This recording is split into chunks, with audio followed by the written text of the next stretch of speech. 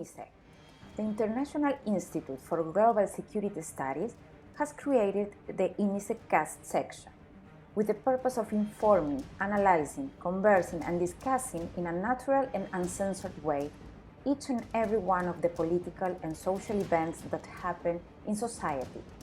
We are not journalists, but we still believe that we have the power to speak up and educate our audience.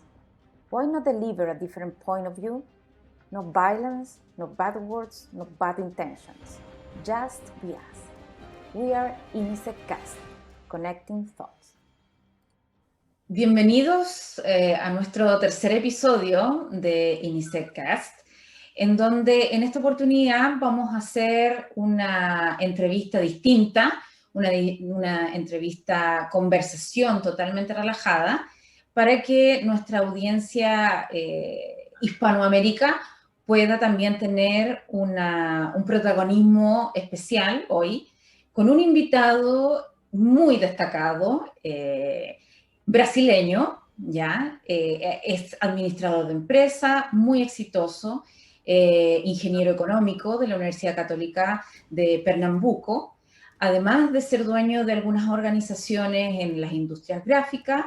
Es actual presidente del Club Rotario de Luis Eduardo Magallanes, Bahía, y vicepresidente director de FIEPE, que es la Federación de Industriales del Estado de Pernambuco.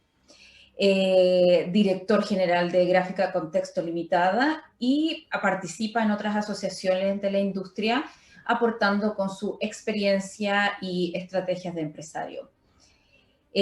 Bienvenido, Eduardo. Muchas gracias por estar aquí con nosotros, compartir este espacio que desde Europa queremos transmitir a toda América, tratando de dar una visión distinta, una visión académica acerca de los acontecimientos que están sucediendo en Estados Unidos con las elecciones y cómo de alguna manera influye, afecta a toda la globalización.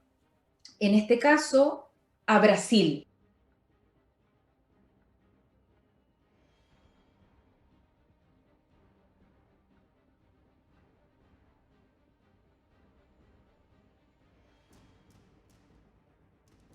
El poder que ha tenido Bolsonaro en este periodo en que él ha sido presidente y las reacciones del público ante todos los movimientos que hace él, el cómo piensa, las estrategias, sus inquietudes, su manera de conversar y su manera de expresarse. Eduardo, ¿por qué apoyas a Bolsonaro? ¿Qué es lo que de alguna manera, te influyó dentro de tus convicciones y principios para decir, sí, él es el hombre indicado? Eu tenho 67 anos. Talvez vocês estejam me dando aí uns 40 anos. 32. Mas tenho 67. E desde os meus 12, 14, 15 anos, ou seja, na minha adolescência, eu sempre fui, e ainda sou, igual ao Trump e igual ao Bolsonaro. Eu sempre tive e sempre dei minhas respostas de imediato.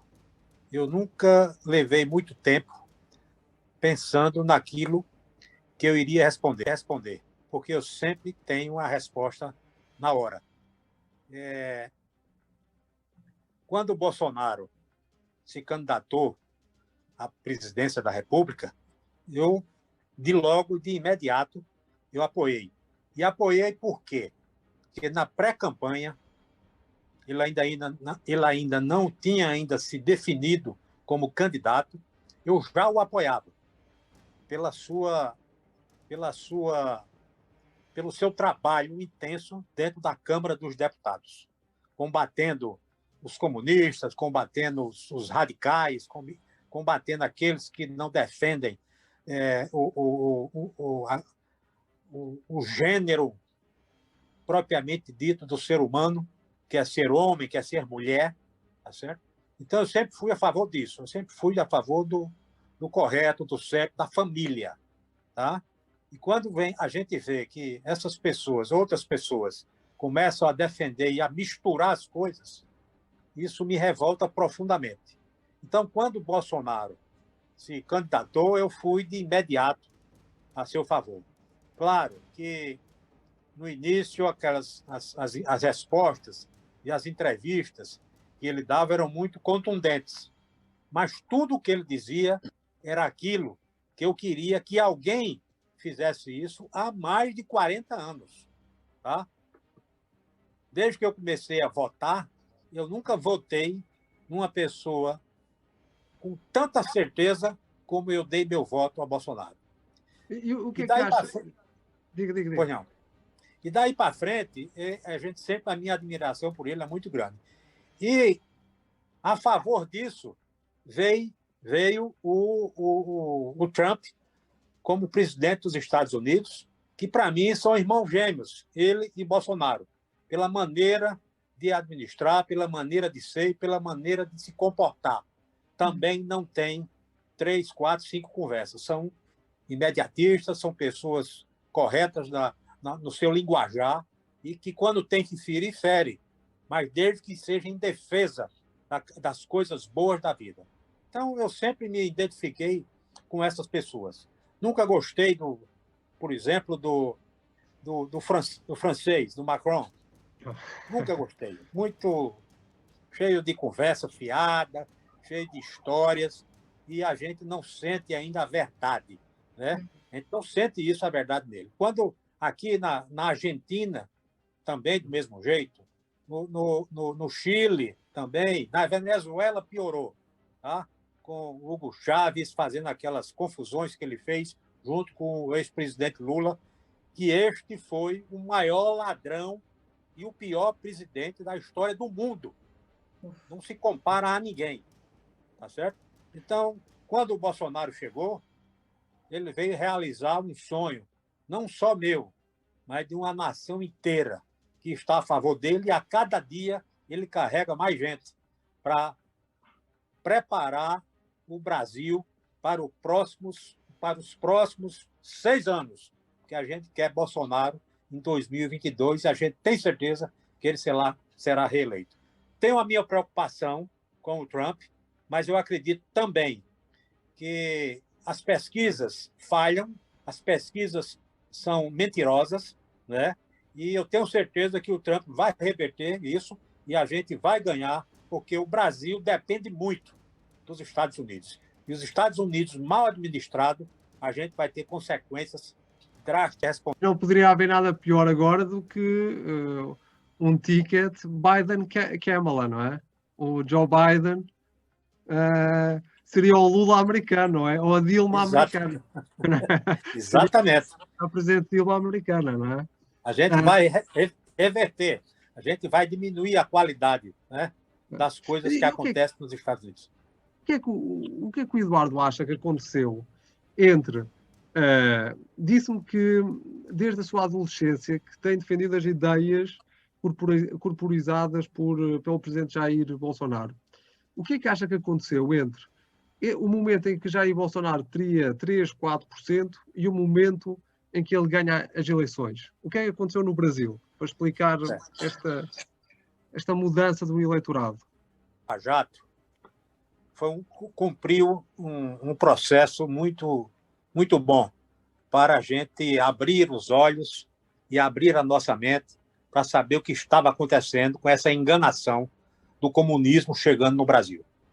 E coincidiu essa Lava Jato com aquelas coisas que foram acontecendo, as condenações de Lula, aqueles processos contra as grandes empreiteiras do Brasil, tudo aquilo foi sendo descoberto e vindo para a gente de graça.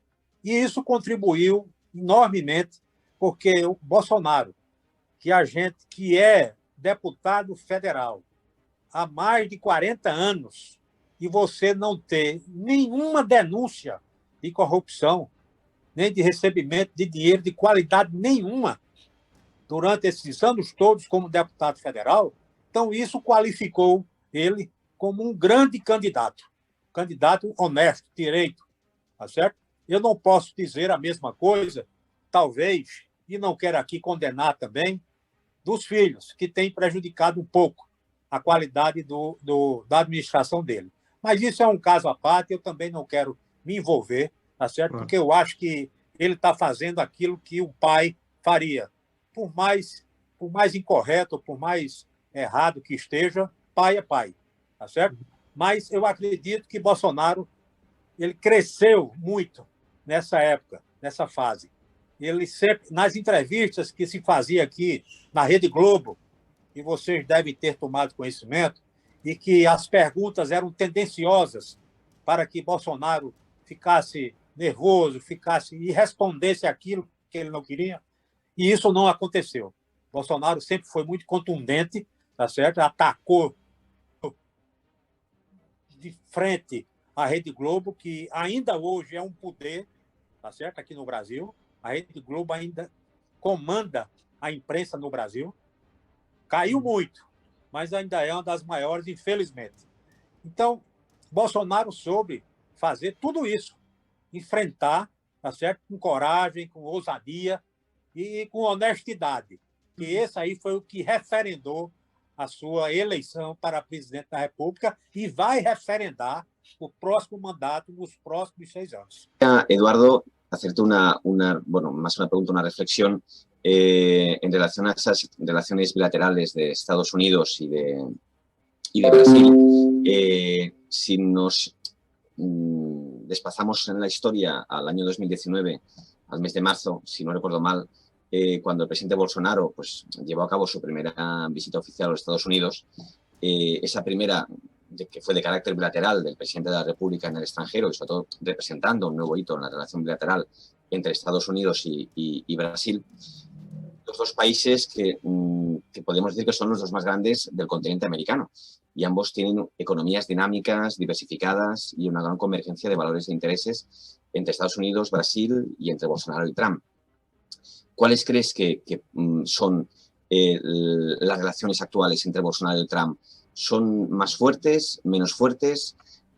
¿Con las elecciones norteamericanas en noviembre pueden variar o se mantendrán iguales de fuertes como dos pivotes importantes en América para hacer, digamos, essa muralha contra o extremismo radical da extrema esquerda? Que o relacionamento pessoal do presidente Bolsonaro e o presidente Trump, esse não mudou nada, na minha opinião. Continua o mesmo, a mesma amizade, o mesmo respeito entre eles. O que mudou, e mudou por quê? Com a pandemia, o Trump ficou preso a essas coisas que aconteciam nos Estados Unidos. E o Bolsonaro, do mesmo jeito, preso às coisas que aconteciam no Brasil. Então, começou esse distanciamento, até porque a gente foi proibido de sair do país também, né, ir para algum país, porque a gente estava, numa época aí, a gente estava com a contaminação em alto grau, então a gente não poderia ir para os Estados Unidos. E o Trump fez isso com justa razão, tá certo? Porque se fosse o inverso, nós faríamos também.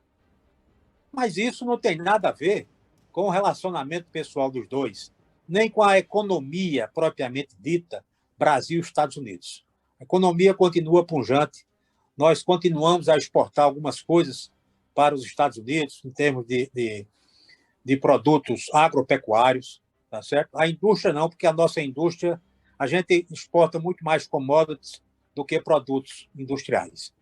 E a gente exporta, nossa maior exportação é para a China, tá?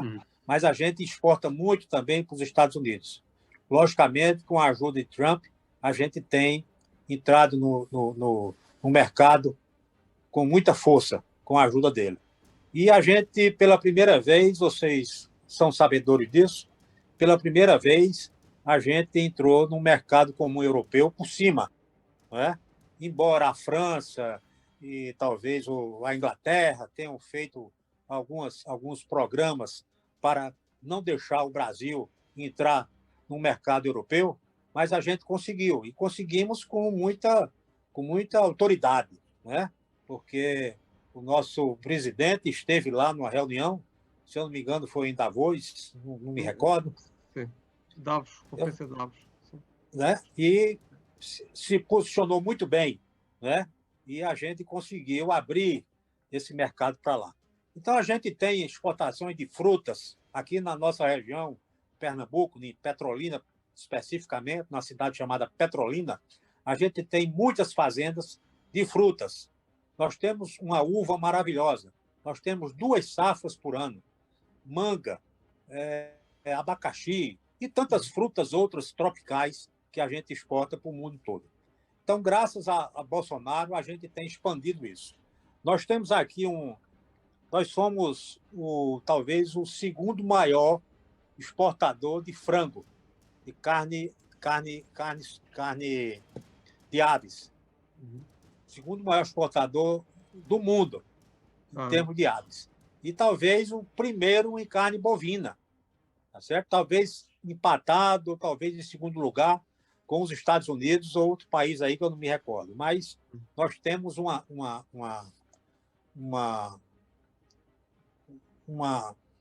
como é que eu digo? Uma cultura de bovino, de suíno e de aves, tá certo? Muito intensa.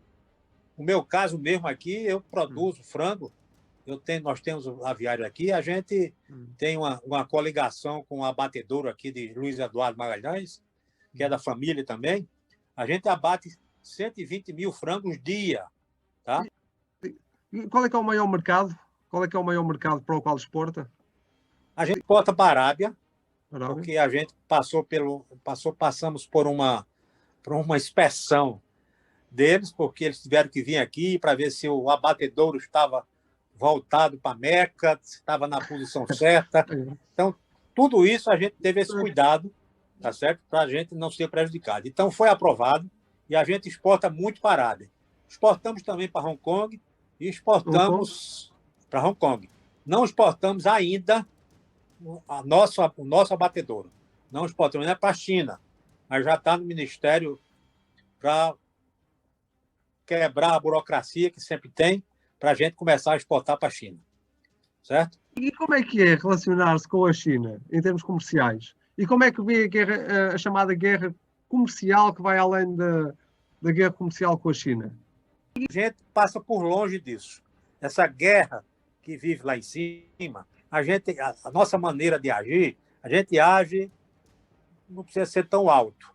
A gente tem os nossos contatos na China, tá certo? Tem os nossos contatos, nossos representantes em Brasília, e eles fazem essa negociação por baixo, não lá por cima, a nível de presidência, não. A gente vai mais a nível de embaixada e a gente vai negociando com os consulados e a gente vai entrando e exportando uma coisa muito sadia, muito próspera. A tendência é a gente aumentar e muito. A gente está aqui com a nossa produção e estamos já capacitando o nosso abatedouro para duplicar a capacidade. Já estamos com duas turmas, né? Estamos trabalhando 16 horas e vamos agora construir um novo abatedouro. Não só de frango, mas um abatedouro de suíno e de bovino, que a gente não tem, tá certo? Então a gente está incentivando isso, está pegando área para construir. Acha que, porque no Brasil, a China está muito presente na economia. Aí a China, aliás, a China tem várias associações culturais, associações económicas, tem grande investimento no Brasil e até, eu julgo mesmo, em infraestruturas públicas de grande relevo. A China, através de empresas públicas do Partido Comunista Chinês, tem grande presença. E tem um lobby fortíssimo. O lobby chinês do Partido... Melhor dizendo, vamos colocar as coisas como elas são. O lobby do Partido Comunista Chinês, que não é a mesma coisa do lobby chinês, o lobby do Partido Comunista Chinês no Brasil é fortíssimo. Por exemplo, a China foi o lobby do Partido Comunista Chinês foi quem impediu e mais contribuiu para criar uma imagem negativa em relação a Eduardo Bolsonaro. ao deputado Eduardo Bolsonaro, porque Eduardo Bolsonaro qualificou, chamou a este vírus o vírus do Partido Comunista Chinês, ou vírus chinês. E então a China, o Partido Comunista Chinês, há uma associação muito forte, julgo que em São Paulo ou em Brasília, que alimentou uma propaganda imensa contra Eduardo Bolsonaro. A minha questão é, não acha que esta presença excessiva da China não é prejudicial para o Brasil? E não acha que o presidente Bolsonaro aqui cedeu em demasia à China? O presidente Bolsonaro, eu acho que ele tem que agradar a gregos e troianos por enquanto. A gente sofre de uma dependência de exportação. A gente precisa exportar para melhorar a nossa balança comercial. E o Brasil passa por um momento assim, economicamente ruim, mas poderia estar muito pior se não fosse o trabalho que Bolsonaro fez nesses 2 anos de mandato. Certo? Uhum. Voltando à sua pergunta, eu acho que a China, o Partido Comunista Chinês, tá? Ele faz esse trabalho que a gente chama aqui trabalho de mineiro, que a gente diz que o mineiro, que é o Minas Gerais, um estado aqui do Brasil, a gente diz que o mineiro trabalha em silêncio, calado. Então, o Partido Comunista Chinês faz esse mesmo trabalho. Eles trabalham por debaixo e vai forçando e criando uma dependência das pessoas e das entidades ficarem dependentes deles, para quando eles ameaçarem tirar, puxar o tapete, a gente cair e se entregar por qualquer preço. Exatamente. Esse é o jogo deles. É uma excelente imagem. Uma excelente imagem. A coisa que eles fazem é essa aí. Só que nós, empresários, principalmente o empresário aqui do agronegócio, já estamos já calejados com isso e a gente não consegue ter essa intimidade com o Partido Comunista Chinês. Tá certo? Eles tentam comprar aqui áreas, que são áreas enormes, tá certo? E a gente tem colocado a nossa mão para não deixar que as áreas maiores caiam na mão do chinês. Do chinês, não, do chinês comunista. Que é essa a nossa grande preocupação, tá certo? Claro. Mas o mercado chinês, ele é um mercado muito intenso.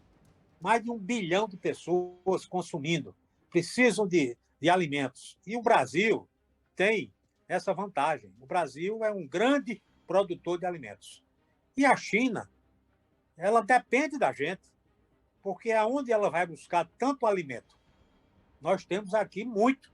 A soja, o milho, o feijão, o algodão, a carne de ave, a carne bovina, a carne suína. Então, a gente tem isso em abundância, tá certo? Porque a gente tem um clima agradável, um clima bom, um clima propício e temos muitas terras ainda a ser agricultadas. De sobra. Temos muita ainda, muita, mas muita mesmo, tá certo? Então, o agronegócio, a cada ano, ele só traz satisfação e traz produção e produtividade para o país, trazendo dividendos por causa das exportações.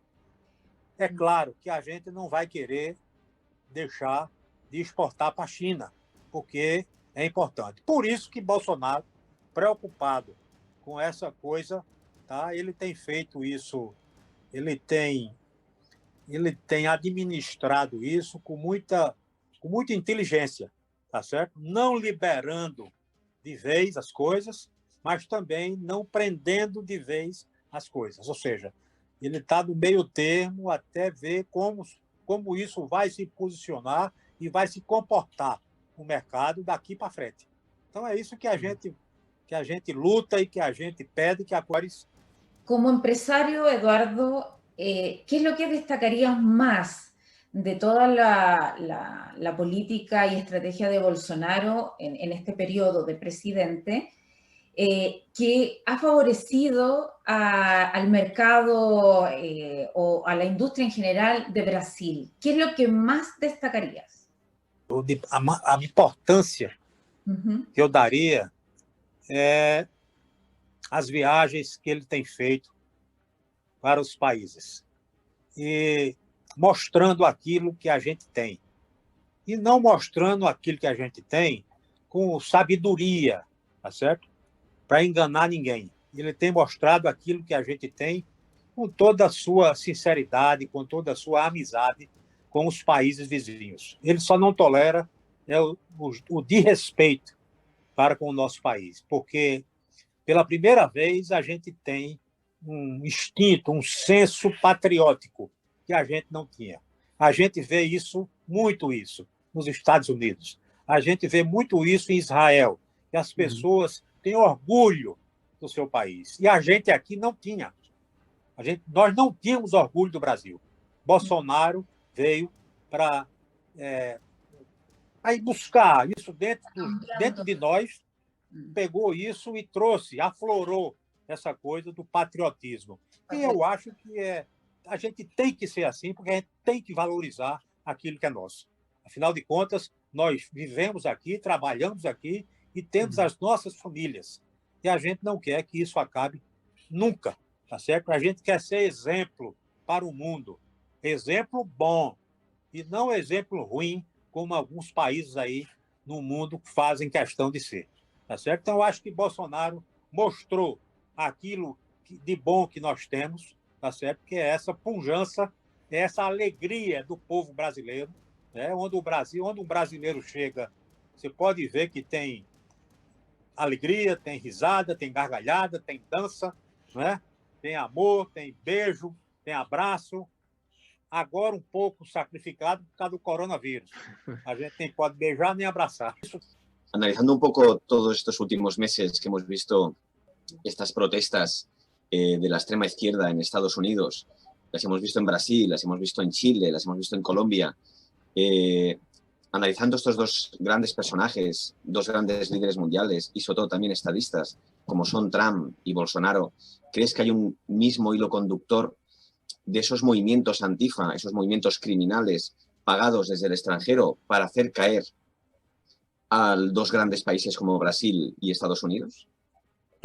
Esse momento a gente já passou, porque o presidente Bolsonaro, ele, assim que ele ganhou o mandato, ele cuidou de cortar esses movimentos. Então, a gente vê um movimento sem terra, que era um absurdo. Esse pessoal invadia terras, invadia fábricas, invadia casas e destruía tudo, derrubava tudo, queimava, fazia tudo, e o governo federal nada fazia. Então, quando o Bolsonaro entrou, ele começou a dizer, mudou, agora vocês. Começou primeiro qualquer invasão, de imediato a justiça botava para fora e dava reintegração de posse. E com isso, os movimentos, principalmente o movimento sem terra, foi se desmilinguindo. A gente sabe que o governo comunista, né, governo de esquerda, nesses últimos 30 anos, alimentava esses movimentos, dando dinheiro, e muito dinheiro, para eles. E era tudo movimento de fachada.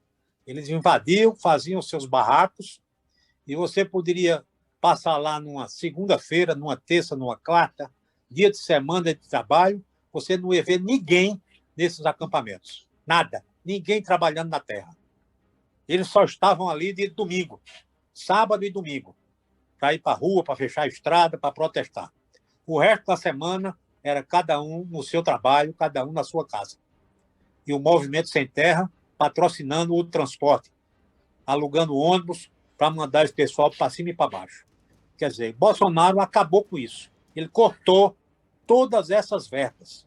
Então, esse pessoal desses movimentos acabou pelo pé. Não tem mais. A gente aqui no Brasil não tem mais invasão. Outro grupo que ainda resistiu muito a essa coisa é o grupo das universidades, os estudantes. É o que eu ia perguntar. Sim.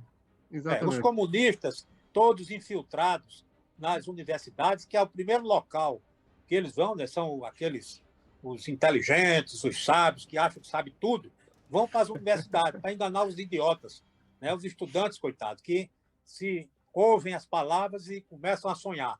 Um sonho que não existe, porque esse negócio de comunismo, para mim, não existe. Comunismo é só para os outros, para mim, não, que é o que eles fazem, né? Ele quer o comunismo para todo mundo, mas para ele, não. Eles querem sombra e água fresca. Então, o Bolsonaro acabou com isso também. E está acabando agora, porque existe uma lei no Brasil que você, para eleger um reitor de uma universidade federal, tem que ir uma lista tríplice para o presidente da República escolher um dos três. Pasmem. O Supremo Tribunal Federal saiu aí uma declaração a semana passada dizendo que o presidente da República tinha que escolher o mais votado. Ou seja, manda-se uma lista tríplice para o presidente escolher o mais votado. Então, o presidente está fazendo o quê? Nada. Quer dizer, eles fazem de tudo, sabe? De tudo. E a gente sabe que o comunismo ainda está impregnado dentro das universidades. Por isso que Lula abriu tantas universidades no interior do Brasil todo, tá certo? Para formar um bando de idiota, um bando de jumento que não sabe interpretar nada, tá certo? Só para ter o título. Infelizmente é isso. Em vez de se preocupar com cursos técnicos para dar especialidades às pessoas, para ter o sustento deles, não. Eles querem acampar dentro da universidade para acabar com o ensino universitário. É isso que eles querem. E foi isso que eles fizeram. Bolsonaro está à frente disso e ele vai acabar com essa história. Porque, então, a pergunta que você acha que ainda tem espaço? Não. Eu acho que aqui a gente não tem espaço para esses movimentos. Tá certo? Isso aí vai ser punido com muita seriedade. Este tema de las redes sociales actuales, de las fake news, de todo lo que se puede hacer, porque no hay límite, realmente no hay límite. Y hablando del comunismo, ¿cómo crees que va a acabar este tema de la estrategia comunista a través de las redes sociales para manipular a todos los votantes? En este caso, Estados Unidos, en los próximos días de noviembre, estamos viendo una guerra de fake news que uno ya no sabe qué creer.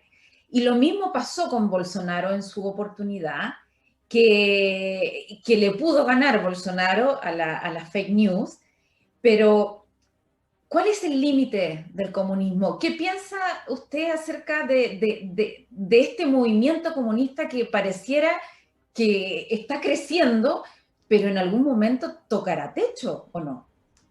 Opinião é que esse movimento comunista, esse comunismo tão miserável, né, tão deprimente, que acaba com a família, com a educação, acaba com tudo, tá certo? Isso é uma coisa, isso não é de Deus, isso é do inferno, tá certo? E você fala de fake news. Eu acho que essas postagens e esse movimento não vai acabar nunca, tá certo? Sempre vai existir, enquanto existir internet, enquanto existir Facebook, Instagram e tantas mídias aí, tá certo? Não vai acabar. Eles vão continuar existindo o resto da vida. Mas o que é preciso que a gente faça? Que é o que o presidente está fazendo. É combater isso com seriedade, combater com exemplo. Não existe nada melhor do que o exemplo, tá certo? É sair uma fake news e de imediato você esclarece, dizendo, olha, isso é uma mentira, isso não é verdade, e a gente procurar quem foi que colocou esse fake news e mandar a polícia atrás para prender esse miserável, tá certo? Porque eles querem desestabilizar. A intenção deles é essa. E eles têm, às vezes, conseguem. Bolsonaro foi presidente da República graças, grande parte disso, aos seus filhos, que conseguiram, através das mídias sociais, convencer a população brasileira a votar no homem sério, no homem direito, que até então não era conhecido nacionalmente, ou não era querido nacionalmente, como hoje é, como foi na eleição. Tá certo? Todo mundo conhecia ele, mas não como para votar para ser presidente da República. É tanto que, no início da eleição, ele tinha 3%, 4%, que era o que ele tinha. Tá certo? Que as pessoas não confiavam, não acreditavam. E graças aos filhos que conseguiram reverter isso. Então, quando a gente vê que existe essa perseguição contra os filhos de Bolsonaro, tá certo? Que é uma perseguição, porque eles não podem fazer mais nada que a mídia toma conta. E ficam em cima, achando coisas. Você vê, foram buscar coisas de Bolsonaro, da sogra, da primeira sogra de Bolsonaro, agora de 40, 50 anos atrás, para tentar desestabilizar o presidente. Quer dizer, são coisas absurdas, tá certo? Eles não sabem mais o que façam para derrubar o presidente. Eles não têm mais criatividade. Acabou a criatividade. Então, eles agora, o que foi que fizeram? Importaram essa peste, né, da Covid lá da China para tentar acabar. Mas Bolsonaro, desde o começo, que disse não é para ficar em casa, é para trabalhar e não tem que ficar em casa. E o Supremo Tribunal Federal novamente interviu e não deixou o Bolsonaro trabalhar. Entregou aqui aos governadores e prefeitos para resolverem isso. Infelizmente, o presidente ficou de mãos atadas, tá certo? A mesma coisa do remédio, da cloroquina, acho que é cloroquina. A cloroquina. Cloroquina, exatamente, cloroquina.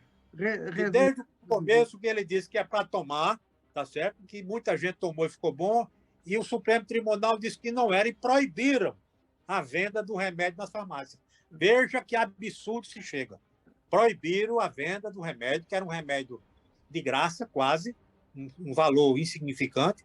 Hoje, você procura esse remédio, você não encontra na farmácia, porque hoje o remédio só é vendido se tiver uma receita médica. Para você ver que Bolsonaro, eu costumo dizer que o presidente Bolsonaro é um grande jogador. Ele mexe as pedras no tabuleiro de xadrez como um grande mestre. E eu tenho que comparar ele, infelizmente, a um mestre russo, que é o mestre do xadrez, que são os grandes jogadores de xadrez do mundo, né? Campeões mundiais.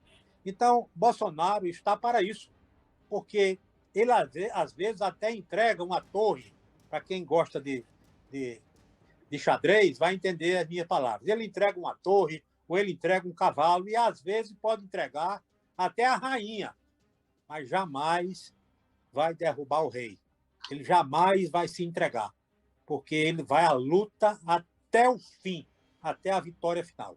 Tá certo? Isso aí eu tenho convicção de que ele é um jogador de xadrez de primeiríssima qualidade. Basta ver a indicação agora do próximo desembargador para o Supremo Tribunal Federal. Uma surpresa para todos. Muita gente do lado críticas, dele com muitas críticas, não é? Isso, críticas profundas. Eu não sou assim um grande expert nessas coisas de política, tá certo? Mas desde a primeira vez que ele botou esse nome, eu disse, isso é uma jogada dele, e ele vai tirar de letra isso, e como mestre do xadrez, ele vai dobrar todo mundo, e é o que está acontecendo. O indicado dele vai assumir o Supremo Tribunal Federal e vai se comportar como um homem, certo? Da lei, direito, para defender o Brasil, não defender Bolsonaro, mas defender o Brasil, como é que tem que ser o Supremo Tribunal Federal. Essa é a minha opinião. Mas porque é muito curioso, estavas a falar de fake news, e agora, ainda à pergunta do professor David, há pouco, da relação Estados Unidos-Brasil, repare que a estratégia é exatamente a mesma. Agora, mas veja a hipocrisia. A Rede Globo goza, ridiculariza o presidente Trump, porque o presidente Trump não tirou poderes aos Estados e concentrou na União. E a mesma Rede Globo critica o presidente Bolsonaro por concentrar no governo federal e não devolver aos Estados. Portanto, veja, quando é para criticar Trump, a Globo defende uma coisa. Como a Globo, quem diz Globo diz CNN, Isso. CNN, É uma etc. coisa só. E quando é para É criticar a mesma Bolsonaro, porcaria. dizem exatamente o mesmo contrário. Exatamente. Dizem exatamente o contrário. Portanto, tem uma narrativa para cada país. O resultado é sempre o mesmo, que é de legitimizar o candidato político, o candidato não, o político, o governante, o chefe de Estado que eles não gostam, que eles não querem, que é contra estas, vamos chamar, se calhar não esquerda, mas globalista, coquete, folclórica, que eles não gostam. A minha pergunta, não sei se o professor David depois terá, ainda podemos falar um pouco sobre isto, Roxana, que é, sabe, eu escrevi um artigo, e tem a ver com Portugal e Europa, Estados Unidos, Israel e Brasil. Eu escrevi um artigo no Israel Hayom, que depois também está reproduzido no Observatório, no Alcatri, sobre a nomeação do embaixador, do novo embaixador do Brasil em Portugal, o Dr. André Henriques Gomes da Fonseca. É do mesmo estado que o Eduardo, julgo que são originários do mesmo estado. O que é que acha deste novo embaixador e que desafios é que ele terá? Ele vai, se Deus quiser, vai ser embaixador e vai para um país maravilhoso, né? Um país irmão, um país que nós todos somos descendentes, né, de Portugal, e um país que eu aprecio, já conheço, já fui diversas vezes a Lisboa e algumas cidades, conheço a maioria das cidades aí de Portugal, e, assim, a gente sempre gosta de retornar para o país dos nossos ancestrais. Então, Portugal é um grande celeiro de pessoas inteligentes, tá certo? Estou aqui a olhar para um, né? Muito obrigado. Muito obrigado. E o Brasil é feito de empreendedores, de inteligentíssimos. Estou aqui a olhar para um, não é? Temos a honra Obrigado. de ter aqui. Então, eu vejo que é o seguinte, que com o André é um rapaz ainda jovem, certo? Mas com muita experiência. Muita experiência. Um rapaz vivido, tá certo? É um grande advogado, defensor de muitas causas importantes aqui na região. Hoje mesmo está em Brasília, defendendo algumas coisas lá. Ele vive nessa ponte aérea, Recife, Brasília, Recife, Rio, Recife, São Paulo. É uma pessoa competente, tá certo? Uma pessoa muito,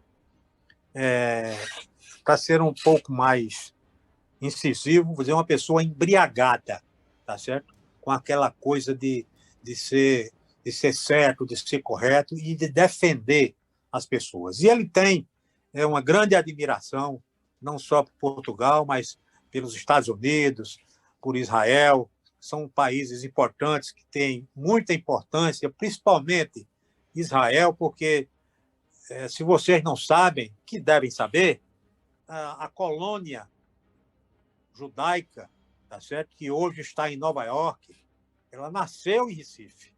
Começou em Recife, na Rua do Bom Jesus, que, por sinal, eu tive um restaurante lá, vizinho à sinagoga antiga, que fizeram lá umas escavações e encontraram lá as pias batismal e muitas coisas que a gente não conhecia. Então, essa comunidade judaica nasceu em Recife. Depois, se não me engano, com os holandeses, quando os holandeses chegaram, aí expulsaram os judeus. E eles foram para São Paulo e depois foram para Nova York, e hoje a comunidade judaica em Nova York é intensa, é imensa, tá certo? Mas essa boa querença, né, do povo português, do povo americano, do povo judeu, os israelenses, é uma coisa que está já no nosso DNA, tá certo? A gente convive com isso, porque não existe coisa pior na nossa memória do que aquilo que foi feito na época do nazismo contra os judeus. Isso ali dói. A gente não, às vezes a gente não quer acreditar que aquilo foi possível, que um ser humano pudesse fazer tanta desgraça como aquela. Mas é disso que a gente aprende e é por isso que a gente hoje tem força, tá certo, para lutar contra esses domínios, tá certo, que embriagam as pessoas e a gente termina sem condições de raciocinar, sem condições de pensar, porque vive bêbado com essas ideias comunistas que são impregnadas desde o início da universidade. Então, por isso que a gente acha que esses países são países que defendem o mundo, tá certo? Eu acredito que os Estados Unidos, que Deus me livre, Trump perca essa eleição. Não diga isso. Pois não, é, a gente vai sofrer muito. Vamos sofrer muito. Eu não quero acreditar nisso. Não, o Trump ganha. O Trump ganha. Eu também acho. Também acho. Do mesmo jeito, eu acho que Bolsonaro também ganha. Não tem perigo, tá certo? A gente só precisa depois ver. Eu não sei como anda Portugal, tá certo? Mas eu acho que Portugal também não está livre de comunista, tá certo? Porque o Lula passou aí por Portugal fazendo as tramóias. A colônia. Como aí no Brasil, porventura não. Eu hoje já não sei. Eu hoje já tenho dúvidas como isto está. Já tenho dúvidas se já não estamos a caminhar, se não estamos a caminhar no sentido contrário, ou seja, o Brasil a caminhar no sentido de descomunização e o Portugal a fazer o sentido contrário, uma venezuelização do país. Portugal ainda não está no comboio certo da história. Você está em Portugal, em Lisboa? Sim, em Lisboa.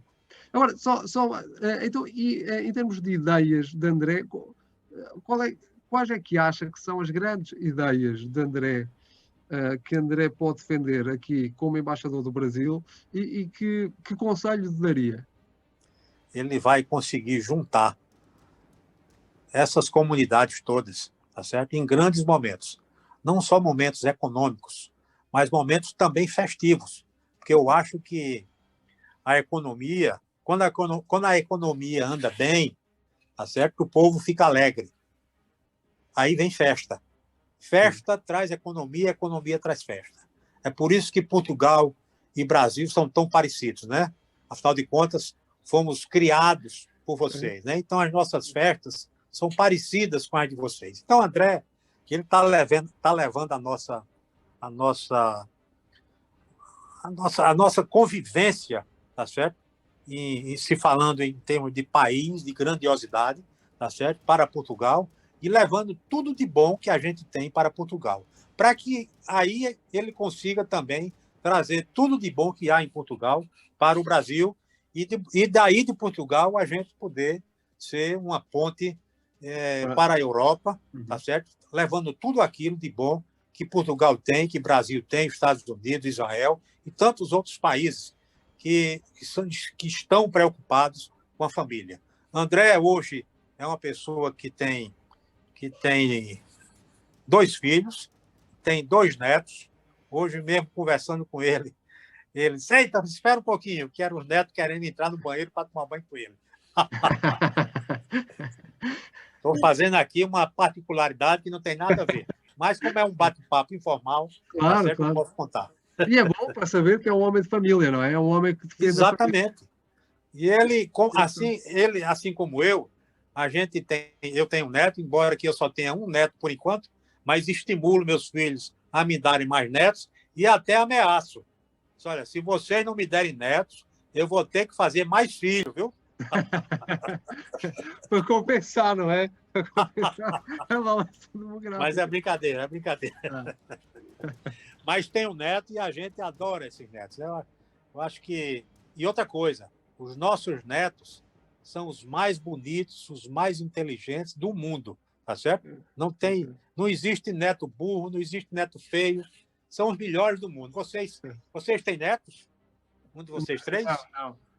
Não, ninguém tem, né? Então vocês estão perdendo tempo, viu? Comecem a produzir netos. Então é esse sentimento, sabe, João, que André quer levar para a embaixada do Brasil aí.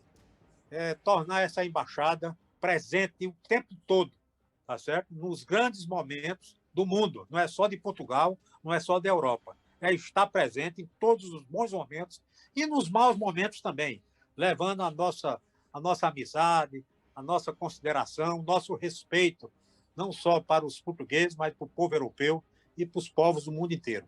Eu acho que a gente, o brasileiro, somos pessoas ainda muito, não vou dizer humilde, tá certo? Não é aquela humildade que envergonha, mas uma humildade que eleva, que cresce, que estimula o respeito, tá certo? A gente não precisa ser arrogante, tá certo? A gente tem que ter a humildade, aquilo que a Bíblia nos ensina, e a gente tem respeito à Bíblia e tem respeito à religião, porque a gente acredita no Deus, tá certo? A gente tem fé nisso. E é baseado nessa fé e baseado nesse Deus, tá certo? Que a gente acredita firmemente que o Brasil será um grande país, tá certo? E já começou a ser. Será um grande país e vai ser exemplo para o mundo todo, que é um país que não tem catástrofes, que é abençoado por Deus, é um país que não tem guerras, que não tem revoluções. A única desvantagem que a gente tem é que tem um bando de comunistas safados aqui, mas que a gente está dando conta deles, tá certo? E, tirando isso, somos um país muito alegre, muito, muito bonito, uma natureza belíssima, e a gente quer levar tudo isso para a Europa, para Portugal, para que vocês possam conhecer as nossas belezas e que vocês possam vir aqui com mais assiduidade, tá certo? Conhecer e ver aquilo que a gente faz com muita simplicidade, tá certo? A gente aqui não vive nessa coisa de gastar muito, nem de explorar ninguém. A gente vive num mundo tranquilo, é um mundo diferente de outros que a gente não pensa em fazer ninguém sofrer, nem pisar para poder subir, não. A gente não quer fazer ninguém, nenhum ser humano de trampolim, de escada. A gente quer seguir, quer subir e quer se levantar junto, de mãos dadas, abraçados, para que todos tenham a alegria de viver, cada um em seus países. Isso é o que eu acho, e tenho certeza que André vai levar para essa embaixada aí em Portugal, se Deus quiser.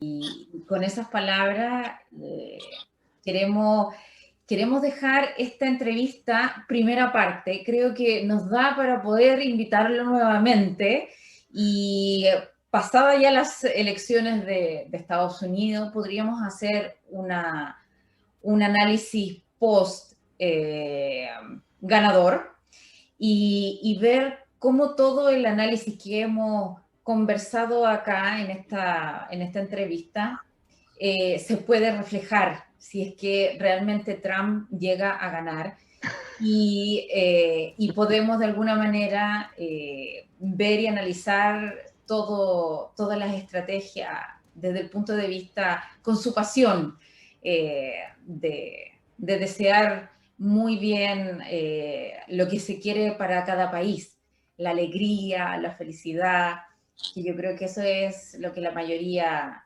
espera. Yo de verdad le agradezco el tiempo, la disposición con INISEC, con el equipo en general. Ha sido un placer tenerlo en la entrevista de hoy, en esta sección que hemos creado para líderes políticos, empresarios, que den una visión distinta. Y obviamente le enviamos invitación para que nos visite nuevamente y pueda compartir con nosotros todo ese análisis y la filosofía que tiene como empresario. Analizaremos la entrevista realizada por el profesor Joao Lemos Estevez, profesor del área de Ciencias Políticas y Relaciones Internacionales de INISEC, a Eduardo Carneiro Mota, empresario brasileño y graduado en Ingeniería Económica por la Universidad Católica de Pernambuco. Una de las preguntas efectuadas durante la entrevista se estuvo analizando desde diversas visiones y perspectivas la situación de Brasil bajo la égida de los gobiernos izquierdistas del país que han gobernado durante varios años, su situación económica, empresarial y su tejido industrial y comercial en esas relaciones bilaterales con los Estados Unidos. Dichas relaciones diplomáticas entre los dos países tienen una larga historia. Estados Unidos fue, tras solamente la Argentina, el segundo país en reconocer la independencia brasileña, y Brasil fue la única nación suramericana en enviar tropas para luchar junto a los aliados durante la Primera y Segunda Guerra Mundial. Aunque nunca se confrontan abiertamente entre sí, los dos países han tenido relaciones relativamente distantes, con breves periodos de cooperación. Si bien las relaciones entre Brasil y Estados Unidos se fortalecieron significativamente después de la elección de Dilma Rousseff como presidente de Brasil en 2010, también hay que constatar que el reciente deterioro de esas relaciones Brasil-Irán pues ha habido también una ruptura significativa en las relaciones durante junio del año 2013 con la revelación de los programas de vigilancia masiva de Estados Unidos en Brasil, después de que hubiera habido algunas pruebas de espionaje norteamericano sobre Rousseff. Además, los dos países comparten también membresía en una variedad de organizaciones internacionales, incluidas Naciones Unidas, Organización Mundial del Comercio, la Organización de los Estados Americanos, el G8+5 y el Grupo de los 20. Brasil es una de las naciones más proamericanas del mundo. Según un sondeo de opinión global, el 65% de los brasileños vieron a los Estados Unidos favorablemente en el año 2014, aumentando al 73% en el año 2015.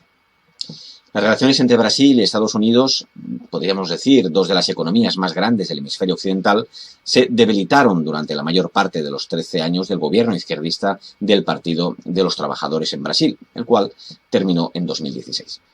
Durante ese periodo, Brasil se convirtió en la B de la sigla BRICS, de las economías emergentes, junto con Rusia, India, China, Sudáfrica, y se enfocó en establecer asociaciones en América Latina, en Asia y en África.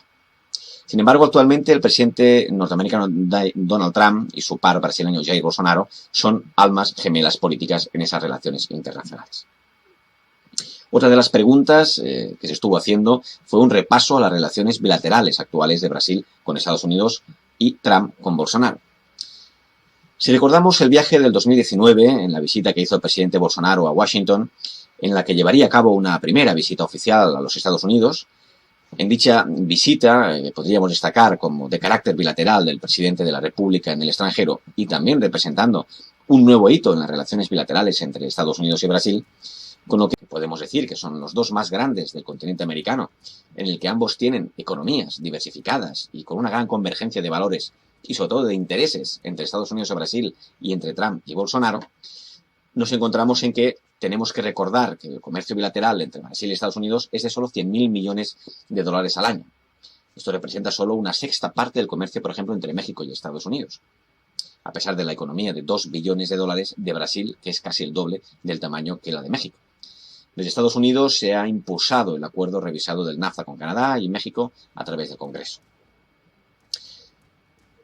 El presidente entrante, en aquel momento, Bolsonaro, denunció las alianzas y la política exterior del Partido de los Trabajadores de izquierda que gobernó Brasil de 2003 a 2016. Durante ese periodo, el país cultivó relaciones comerciales cercanas con China, abogó por el gobierno de Cuba y fue un pilar para alianzas multilaterales que excluían a Estados Unidos. El ascenso de Bolsonaro llegó en un momento en que el entramado de alianzas de gobiernos izquierdistas, creado a principios del siglo como un intento por terminar con la hegemonía de Washington en la región, en gran medida pues, se fue desintegrando.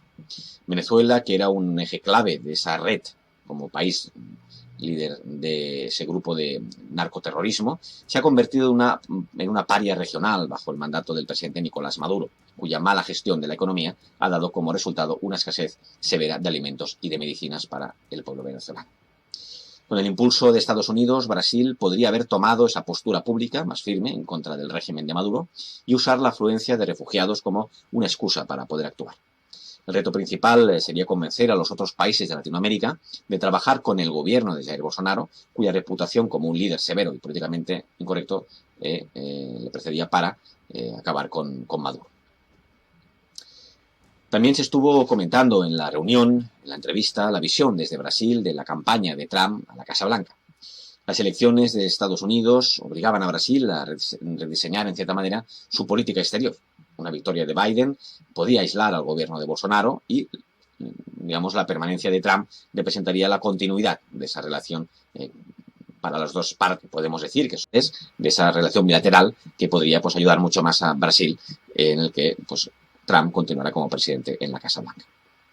El enfrentamiento a distancia entre Bolsonaro y Biden es un ensayo de los dilemas que el gobierno brasileño tendría que afrontar en caso de que ganara el demócrata.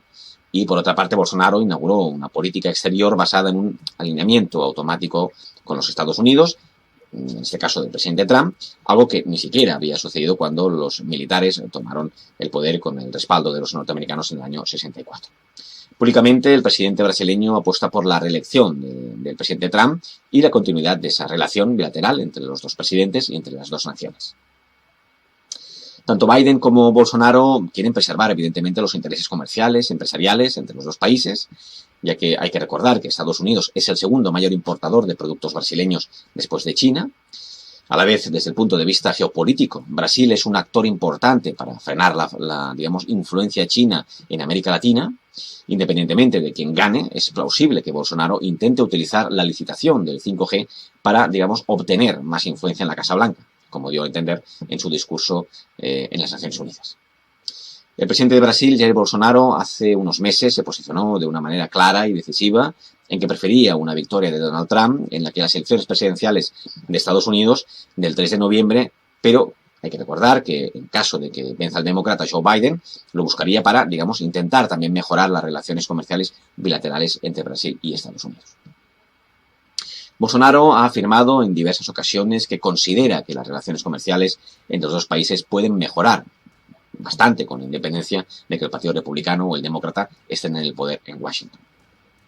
Otra de las preguntas que se hicieron a Eduardo Carneiro, en este caso se estuvo analizando la situación política de los movimientos de extrema izquierda, pues que han sido protagonistas en los últimos meses en Estados Unidos, en Brasil, en Colombia y en Chile, ¿no?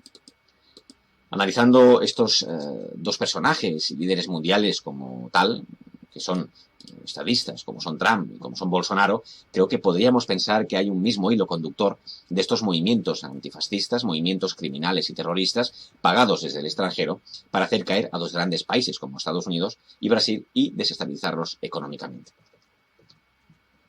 Hay que recordar que Donald Trump, presidente de Estados Unidos, ha anunciado que clasificará como organización terrorista a esta organización llamada Antifa, el movimiento al que ha señalado como culpable de los disturbios durante las protestas por la muerte del ciudadano George Floyd. Según el inquilino de la Casa Blanca, este grupo y la izquierda radical son los responsables de las imágenes de violencia que se han extendido por todo el país en los últimos días y que también hemos visto en otros países de Latinoamérica. No es una organización unificada, sino un movimiento sin estructura jerárquica, que está compuesto por varios grupos, individuos organizados, sobre todo en los últimos años a través de las redes sociales. Son miembros que son generalmente jóvenes, que visten totalmente de negro y que utilizan máscaras o pañuelos para tapar su rostro y evitar ser identificados por los cuerpos de seguridad. En Estados Unidos, ha recuperado ese vigor especialmente desde el 2016 con la llegada de Donald Trump al poder y en respuesta al auge de movimientos conservadores cristianos ligados al Tea Party y al grupo que apoya al presidente. Bolsonaro también califica de terroristas a los manifestantes antifascistas de Brasil. El presidente recalcó las diferencias que existen entre las masivas protestas de Estados Unidos y las que hace algunas semanas también protagonizaron estos grupos manifestantes en Sao Paulo a favor de la democracia, lo que provocó un enfrentamiento con partidarios de Bolsonaro. Esos grupos antifascistas, estos grupos de extrema izquierda financiados desde el extranjero, comenzaron en el campo, el motivo desde mi punto de vista, son marginales, en mi entendimiento, terroristas, amenazaron hacer movimientos en varias ciudades, también en Brasilia. Días después de que su homólogo norteamericano Donald Trump anunciara que planeaba designar como terroristas a los activistas de extrema izquierda antifascistas, en ese sentido Bolsonaro también señaló que es necesario que la policía tenga retaguardia jurídica para poder trabajar ante un movimiento que no tiene nada que ver con la democracia y expresó su temor a que Brasil viva lo mismo que Chile el año pasado. Y finalmente, las últimas preguntas fueron enfocadas a André Henrique Gómez de Fonseca, nombrado embajador de Brasil en Lisboa. Hay que recordar que André Gómez de Fonseca es de Pernambuco, además de un impecable trabajo en Derecho, ya ha ejercido como diplomático en Gabón y en Perú. Sus acciones ayudaron a promover los intereses brasileños, siempre luchando contra el antisemitismo y defendiendo a Israel. Ahora, en su papel de embajador de Brasil en Portugal, André pues, será un gran aliado en la lucha contra las narrativas anti-israelíes, trasladar también la Embajada de Brasil a Jerusalén y ayudar a la paz en Israel. Como abogado, André Enrique ganó varios premios también por su trabajo en la promoción de los derechos humanos y la defensa de los agentes del orden. Y con ello terminamos nuestro repaso, nuestro breve análisis de esta entrevista a Eduardo Carneiro Mota. Muchas gracias.